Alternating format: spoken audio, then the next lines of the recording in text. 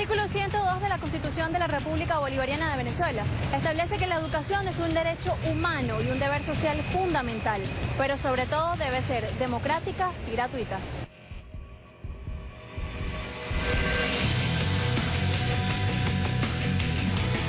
En nuestro país, toda persona tiene derecho a una educación de calidad y en igualdad de condiciones y oportunidades, sin más limitaciones que las derivadas de su vocación y de sus aspiraciones. La idea de incorporar a una cantidad de gente que ya desde los años 80 y 90 progresivamente se les fue cerrando la posibilidad de entrar. Creo que todos tienen derecho a la educación. A juicio de algunas personas, la educación no debería ser para todos, pues según ellas, la asignación de cupos debe ser exclusivamente para la meritocracia.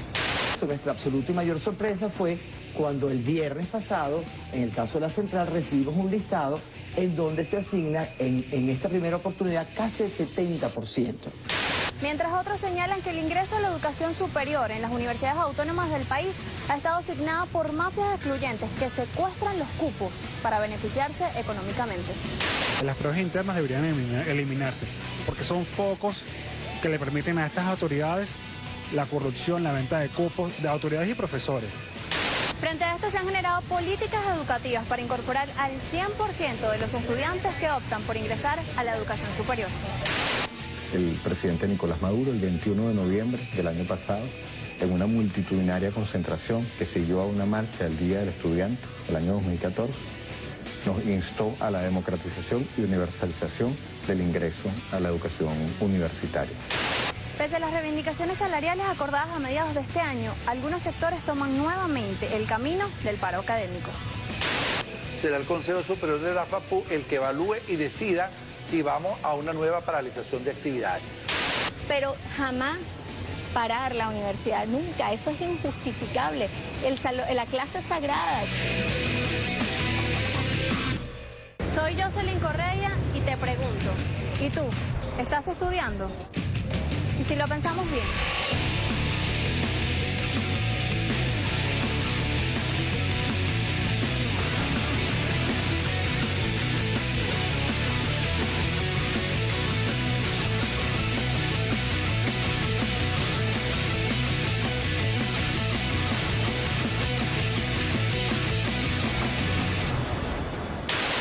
O inventamos o erramos. Si bien el maestro Simón Rodríguez expresó con esta frase plasmada en su escrito Sociedades Americanas, el hecho de que las nuevas repúblicas no deben fundarse sobre los ideales de las viejas instituciones en la época independentista. Es una frase que bien puede adaptarse, como se ha hecho, al ámbito educativo. Sin duda, la educación es la principal herramienta para formar a hombres y mujeres comprometidos con los intereses nacionales. En este sentido, nos preguntamos, ¿la educación universitaria debe ser un derecho o un privilegio? Sobre este tema, la profesora del programa de formación de grado en Comunicación Social de la Universidad Bolivariana de Venezuela, Catherine García, nos ofrece detalles para el análisis. Hay que tener claro que las universidades nacieron al cobijo de viejas instituciones religiosas en las que la Iglesia custodiaba celosamente el saber. Era tanto el miedo de que la gente tuviera acceso al conocimiento, pues sabe que el conocimiento es poder, que por ejemplo la enseñanza se daba en latín, la enseñanza de algunos tipos de contenido. Entonces esas primeras instituciones que surgieron aquí, que pasaron a ser universidades, nuestras primeras universidades que todavía existen, como la Universidad Central, la Universidad de los Andes, vienen de toda una tradición eclesiástica, eran antiguos monasterios, antiguos seminarios. La única forma de acceder a estudiar en una universidad, digamos, para el siglo XVIII, cuando se funda la UCB, demostrar que uno era blanco y no era verle la piel, el color de la piel a uno. Había que demostrar a través del árbol genealógico, por ejemplo, que uno era blanco, limpio de toda mala raza, imagínate tú, qué excluyente. Además que había que dar unas grandes sumas de dinero para poder acceder a estudiar en una universidad. Una élite muy selecta podía acceder a las universidades. Presentar un testimonio de vida y buenas costumbres. Demostrar que eras una persona blanca descendiente de cristianos viejos, limpios de toda raza. Pues sí, al revisar el origen de las universidades en nuestro país, influenciadas por las costumbres foráneas producto de la invasión europea, nos encontramos con estas características que, aunque parezcan muy inocentes, nos llevan a comprender la raíz de muchas concepciones actuales sobre el derecho a la educación universitaria. ¿No me cree? Si busca el portal de la Universidad Central de Venezuela, por ejemplo, puede encontrar en su reseña histórica una de las condiciones necesarias para ingresar al Real y Pontificio Seminario Universidad Santa Rosa de Lima de Santiago de León del Valle, Caracas, como se denominó en 1725. Para ser admitido como alumno, se requería presentar un testimonio de vista et moribus, es decir, una relación detallada de vida y buenas costumbres. Mientras que si nos vamos a la biblioteca de esta misma casa de estudios y le damos clic a la palabra historia, nos encontramos con más condiciones, entre ellas la siguiente. Para optar al ingreso de la Universidad Real y Pontificia de Caracas había que demostrar que era persona blanca, hijo de legítimo matrimonio y descendiente de viejos cristianos. Las primeras carreras que se daban estaban vinculadas con la enseñanza eclesiástica, derecho canónico, por ejemplo, medicina, que era una de las primeras carreras que se dieron. Sin embargo, eran muy pocos los que podían estudiar. Eso se mantuvo durante mucho tiempo, esa exclusión se mantuvo durante muchísimo tiempo, precisamente porque había mecanismos hechos para que el conocimiento no llegara a todos, pues no era una universidad abierta al pueblo. La profesora Catherine García Basó detalla en su escrito Herederas del Claustro Pontificio, publicado en el portal de Aporrea en el año 2010, cómo nuestras más reconocidas casas de estudio nacieron al cobijo de instituciones católicas que custodiaban el saber y cómo algunas todavía mantienen esa postura. Por ejemplo, todavía la Universidad de los Andes ostenta el siguiente lema: el principio de la sabiduría es el temor a Dios.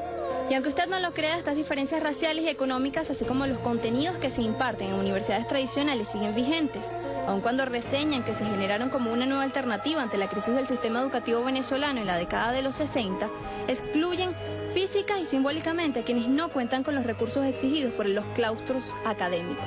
¿Sabía usted, por ejemplo, que en la Universidad Santa María existe un cafetín denominado Pobretín? Es normal sorprenderse a estas alturas, pero es así.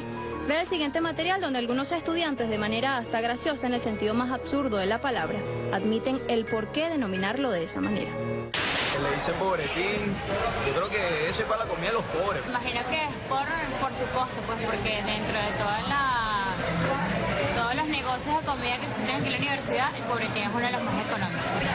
Se llama pobretín porque es el que tiene los precios más bajos, pero eso ya es una cuestión social que se implantó hace muchísimo tiempo.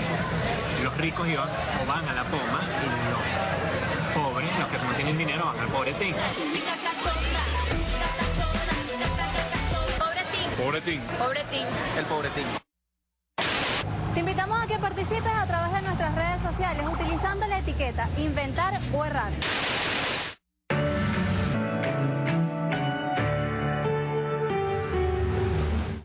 Para nosotros es fundamental lo que el presidente Hugo Chávez hizo, porque que la educación universitaria en el país sea gratuita no garantiza que todo el pueblo pueda acceder, o todo el que quiera y esté preparado para hacerlo y tenga el deseo, además de acceder a la universidad, pueda hacerlo. Había muchos mecanismos de exclusión, como por ejemplo las pruebas internas eran un mecanismo, han sido un mecanismo que permite que también se maneje como cuotas de poder los cupos universitarios, ¿no? Y se ha prestado para muchos casos de corrupción dentro de las mismas escuelas. La universidad venezolana toda la vida ha admitido estudiantes de distintas clases sociales, porque la universidad venezolana es plural, porque las universidades somos expertas, los profesores universitarios conocemos la materia de ingreso, y en el caso de la central no tenemos prueba interna, tenemos una evaluación diagnóstica, y es absolutamente lógico que tú hagas una evaluación diagnóstica para el ingreso de estudiantes que llegan en igualdad de condiciones. La educación para todos. ¿Será cierto esto? Está de más decir que obviamente la universidad se ha visto como en este entrampamiento, ¿no? De que decide más o menos quiénes van a entrar a la universidad, y se puede ver según estadísticas que la mayoría de las personas que entran acá a la universidad son clase media alta, muy rara vez, y son casos muy excepcionales que entran personas, digamos, de clase popular. En lo largo de nuestra historia, de nuestro UCB, que es del 87 para acá, hay dos modelos impuestos. Uno el inclusivo, donde por partes iguales se entra a la universidad, y uno donde prácticamente es un modelo darwiniano, donde tú tienes que luchar para poder entrar, donde no hay condiciones, donde las condiciones no son las mismas para cada uno y prácticamente no te toman, por lo menos en la prueba interna, que es uno de los modelos, el modelo darwiniano, no te proponen, ¿verdad? No te dan la posibilidad de que tu promedio sea parte del puntaje dentro de la calificación de la prueba interna. ¿De casualidad presentaste alguna vez alguna prueba interna en la Universidad Central de Venezuela? Sí, 3 veces. ¿Y no queda? Y ninguna no quedé. ¿No te parece que el sistema a veces incluso pone barreras a los estudiantes para ingresar? Sí, pone obstáculos, incluso pone muchos obstáculos correspondientes a la hora de entrar o ingresar a una carrera universitaria. Hay otros tipos de corrupciones internas que hay en la universidad que, por ejemplo, hijos de docentes, hijos de trabajadores internos, que a veces limitan el cupo de un estudiante que quedó en la universidad y se lo niegan porque ya está apartado para ese familiar de esa persona o de ese trabajador. Porque son focos que le permiten a estas autoridades la corrupción, la venta de cupos de autoridades y profesores. Que les permiten a estas autoridades y profesores la venta y la comercialización de la educación pública, que se ha visto aquí en la universidad, un cupo en medicina, un cupo en comunicación social, etcétera. El 70% de los cupos lo manejaba cada casa de estudio. Entonces, imagínate el poder que estaba en manos de la gente para manipular la venta de cupos. Nosotros que fuimos estudiantes de las universidades públicas sabemos que para ingresar a carreras como medicina, derecho, por ejemplo, se vendían cupos. Eso es una realidad. Además de las pruebas internas y la venta de cupos, estudiantes universitarios se preguntan si sus programas de estudio se adaptan a la realidad del país. Tal como plantea este estudiante de Comunicación Social de la Universidad de la Luz en el estado Zulia, independientemente de las informaciones que reseña esta joven, cuestiona, y así también lo hacen los profesores entrevistados, si el pensum de comunicación social que ofrece esta universidad se adapta a los momentos actuales del país. 1995, 16 años atrás. ¿Recuerdan lo que ha sucedido en ese tiempo? En 16 años pasan una infinidad de sucesos como pasaron desde 1995 hasta el 2011. De cosas que te enseñaron que supuestamente eran importantes o que en un momento fueron importantes y ya no lo son. El pensum de comunicación social, de periodismo audiovisual, necesita muchísimas reformas. Hay que decir que de verdad lo que vivimos en la universidad no se parece absolutamente en nada a lo que encontramos en el medio de trabajo.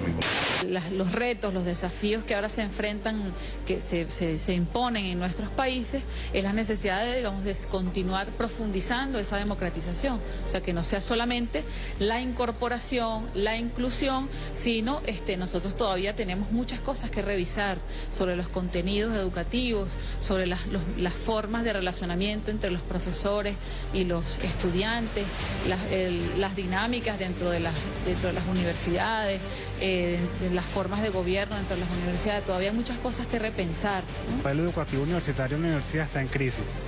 Aquel modelo caduco, casi monárquico, medieval, no termina de exterminarse, no termina de eliminarse, y a la vez el nuevo modelo que están haciendo, que es promovido y impulsado desde el gobierno bolivariano, no termina de eliminar, precisamente porque universidades como estas no se abren a la participación, a la revisión de currículos, a la revisión de cursos académicos, y hay ese choque.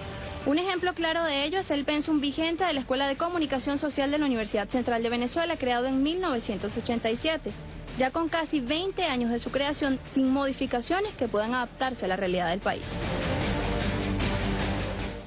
Se evidencia también un incremento en el pago de semestres. Este modelo educativo, para unos pocos o para quienes puedan pagarlo, como si se tratara de empresarios y no seres sociales en busca de formación, es la lucha que emprenden estudiantes en algunos países como Chile o España. En el caso particular de Chile, la represión de los cuerpos de seguridad, sobre todo durante el gobierno de Sebastián Piñera, se convirtió en el pan de cada día. Es una problemática vigente en el país latinoamericano. es la toma estudiantil de las universidades públicas chilenas. Más de un mes ha durado esta paralización, fruto de una crisis educacional que se arrastra por más de 4 décadas. Acá vemos varias contradicciones del sistema educativo chileno, como aparte del desfinanciamiento a la educación pública, lo vemos también más fuertemente en las universidades de las regiones, y eso nosotros como Temuco y como UFRO, como universidad estatal que debería recibir mayor aportes del Estado, se ve totalmente desfinanciada y atrasada. En la década de los 90 se comenzaron a tratar de implementar en la mayoría de los países de América Latina las llamadas políticas de ajuste estructural, conjunto de recetas propuestas por los organismos financieros multilaterales como el Banco Mundial y el Fondo Monetario Internacional a los países deudores para paliar la crisis económica de la década de los 80. Estas medidas económicas impuestas por el llamado Consenso de Washington pretendían lograr un supuesto equilibrio macroeconómico. Esto mediante la reducción del gasto público y la privatización, entre otras medidas, que fueron puestas como condición para continuar prestando ayuda financiera a los países.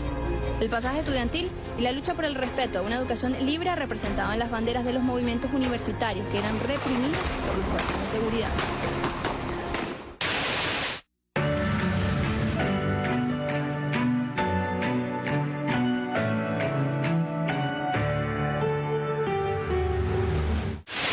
El presidente Nicolás Maduro, el 21 de noviembre del año pasado, en una multitudinaria concentración que siguió a una marcha del Día del Estudiante del año 2014, nos instó a la democratización y universalización del ingreso a la educación universitaria, que está consagrada en distintos instrumentos jurídicos. Digo 2 de ellos: la Constitución Nacional, en el artículo 102, 103 y 109, y en el Plan de la Patria, en el segundo objetivo histórico. Ahí está claro que vamos propendiendo, buscando y construyendo la universalización del acceso a la educación universitaria. El Sistema Nacional de Ingresos fue creado por el Estado venezolano a través del Ministerio del Poder Popular para la Educación Universitaria, con el fin de garantizar y democratizar el ingreso de todos los bachilleres a universidades nacionales.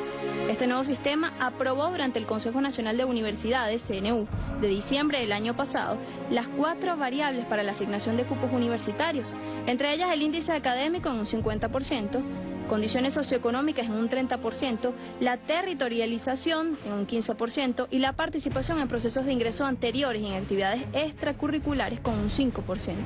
A la fecha, el Sistema Nacional de Ingresos ha asignado 213.000 cupos y las universidades en su conjunto ofrecieron 260.000.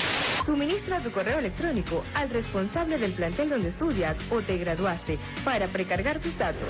Espera la notificación correspondiente en tu correo electrónico con la contraseña y la dirección web en la que completarás los datos para formalizar el registro. Para más información, entra en la página www.ingreso.opsu.gov.be. En Revolución, la educación universitaria es un derecho. Estamos simplificando y automatizando los trámites. Sistema Nacional de Ingresos. Y es que hablando de este tema, la democratización de la educación, nos vinimos acá a la California, justo donde algunos estudiantes de la Universidad de Santa María, los que no tienen carro, pues agarran su camioneta para ir a la universidad y preguntarles, ¿no?, qué piensan precisamente o cómo perciben ellos esa democratización de la educación y qué piensan sobre todo de este Sistema Nacional de Ingreso a la Educación Universitaria. Vamos, Raúl. Cuando te hablan de democratizar la educación, ¿qué te imaginas tú? Democratizar la educación, la verdad, se me ocurre un sistema donde el estudiante también pueda elegir qué hacer, por lo menos sobre los exámenes, si quiere un examen o quiere una evaluación oral y ese tipo de cosas. Comunicación social. Comunicación social. Mira, ¿has escuchado algo del Sistema Nacional de Ingreso a las universidades? No. Nada al respecto en tu universidad. ¿Y no crees que si se está generando, digamos, una iniciativa, sea cual sea, el debate que esté generando a nivel de educación universitaria debe discutirse sobre todo en una carrera como de comunicación social, por ejemplo? Sí, claro, pues por supuesto. ¿Qué piensas tú cuando te dicen democratización de la educación? ¿Cuál es tu percepción? ¿Qué opinas también del Sistema Nacional de Ingreso a la Educación Universitaria, si tienes información? Mira, sinceramente me parece que todo es tan caótico. O sea, no estoy de acuerdo con nada de esa democratización de la... Por lo menos para los ingresos, no me parece. ¿Por qué? Es porque es una desorganización demasiado brutal. Yo creo que sí se debería generar un debate. Aparte de eso, yo creo que entre todas las facultades reunirse y dialogar su correspondiente a eso, pues. Creo que todos tienen derecho a la educación, independientemente privada o pública. El Sistema Nacional de Ingresos, el nuevo Sistema Nacional de Ingresos a las universidades, yo creo que tiene que darse a conocer porque hay mucho desconocimiento y se generan dudas, hay incertidumbre con respecto a eso. También hay falsas informaciones, se manipula la información con respecto a este nuevo sistema. Ampliar el acceso, ¿verdad? Sino de permitir que gente de diversas estratos sociales pueda acceder a la universidad. De manera simultánea, sectores pertenecientes a las universidades autónomas del país se rehusaron a comenzar el periodo de clases, utilizando las banderas de los presupuestos y las supuestas reivindicaciones al gremio profesoral. Desde el paro definitivamente no se va a generar ninguna reivindicación o ningún cambio a nivel universitario. Ellos están hablando que tienen ciertos objetivos, que cuando uno le pregunta esos objetivos, cuáles son sus objetivos, que lo mencionamos una vez en un consejo de escuela ampliado en la Escuela de Psicología, ellos nos dijeron que no, algunos objetivos son ocultos. Este paro no nos está ayudando en nada, no nos está tributando nada a los estudiantes, estamos prácticamente parados, sin nada que hacer. De igual forma, estudiantes de otras universidades del país nos hicieron llegar su postura sobre el paro convocado por la Federación de Asociaciones de Profesores Universitarios de Venezuela. Principalmente la crisis que tenemos actualmente es la de los profesores, porque los profesores se fueron de paro indefinido, o sea, no tenemos clase hasta nuevo aviso. Y esto es algo que a nosotros nos afecta, o sea, mi opinión es que ellos no debieron de haber hecho ese paro indefinido porque nos está afectando nuestro futuro, o sea, nosotros en este momento no estamos recibiendo clases. La situación que nos afecta a todo el estudiantado en general es el paro indefinido de profesores. Como estudiante, yo apoyo a los profesores en su exigencia de reivindicaciones. Sin embargo, pienso que el paro no es la mejor ni la única forma de hacerlo. Bueno, estamos en Los Chaguaramos, Universidad Bolivariana de Venezuela. Vamos a palpar la opinión de los estudiantes de esta Casa de los Saberes, a ver qué opinan acerca de la democratización de la educación. Vamos, Raúl. Democratizar la educación. Bueno, un gran ejemplo de esto podría ser la Federación Universitaria. Eso, los consejos estudiantiles también, que se hacen acá. Que las personas se postulan, nosotros como estudiantes votamos y elegimos quiénes deberían representarnos afuera de nuestra universidad. Democratizar la educación. Yo llegué aquí a la Universidad Bolivariana con un pensamiento en el cual todavía no tenía claro esa palabra. Y me parece que democratizar es incentivar, es dar inclusión a todos por igual. La Universidad Bolivariana de Venezuela, por ejemplo, ha dado, valga la redundancia, ejemplo en referencia a la inclusión. Mientras otras universidades llamadas autónomas han, digamos, haciendo incluso pública, privatizado el cupo. Decir la Universidad Bolivariana en el año 2004, cuando nosotros llegamos aquí con nuestros currículos, con ganas de dar clases aquí, era hablar de una utopía por la que lucharon nuestros propios padres. Y yo me vine a vivir un día precisamente de clases en Historia de la Comunicación. Vamos a ver cómo es ese debate que se genera dentro del salón de clases. Vamos.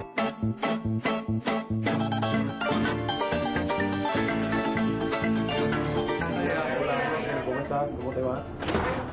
Un placer. Profe, me permití ingresar a una clase de la Universidad Bolivariana de Venezuela porque estamos tocando un tema fundamental. Se trata de democratizar la educación y creo que mejor ejemplo no puede ser que vivir una clase. Perfecto, adelante, estás en tu casa.